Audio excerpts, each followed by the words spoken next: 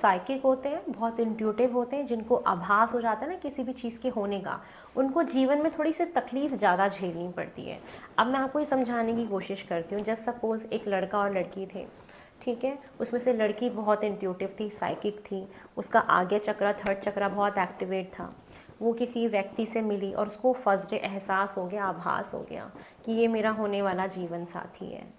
अब उसको तो पता लग गया ना कि ये है, क्योंकि उसको तो सारी वो चीज़ें पास्ट लाइफ की रिकॉल हो रही हैं, उसको वो सारा कुछ महसूस हो रहा है, उसको वो वाइब आ रही है, उसको वो फीलिंग आ रही है कि यही है मेरा जीवन साथी। लेकिन जो सामने वाला इंसान है, दूसरा व्यक्ति, वो प्रैक्टिकल है बहुत ज़्यादा। वो तो फैमिलीज़ की रिस्पॉन्सिबिलिटी में परेशान है, वो तो अपने करियर में ही परेशान है, वो इन चीज़ों में ध्यान, वो इतना इंट्यूटिव है ही नहीं, तो वो उस चीज़ को समझ नहीं पा रहा।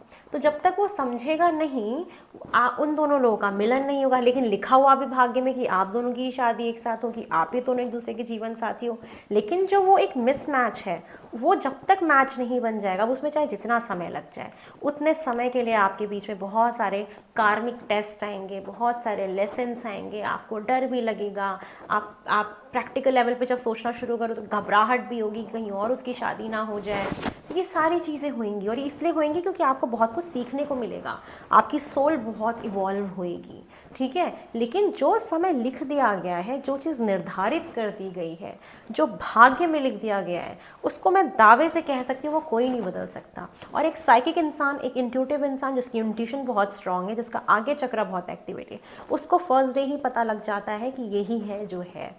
तो अब उसके लिए वो प्रॉब्लम है कि उसको तो पता है कि यही है, लेकिन सामने वाले को समझ नहीं आ रहा है, तो वो फिर अंदर अंदर अंदर अंदर परेशान होता है, उसकी हेल्थ ख़राब होती है, ओवर थिंकिंग करने लग जाता है, लेकिन पता भी होता है। अब इसलिए तो फिर उसकी भी कहीं नहीं हो रही शादी, और सामने वाले की भी फिक्स होके भी टूट जाएगी। मैं ये भी लिख के दे सकती हूँ कि वहाँ होएगी ही नहीं शादी। अगर वो चीज़ें उसको लिखा है भाग्य में कि यही इसकी जीवन संगनी है, तो आप चाहे जितना भाग लो दूर, जितना मर्जी जो कर लो, कुछ नहीं होने वाला, आना है घूम फिर के वहीं पे।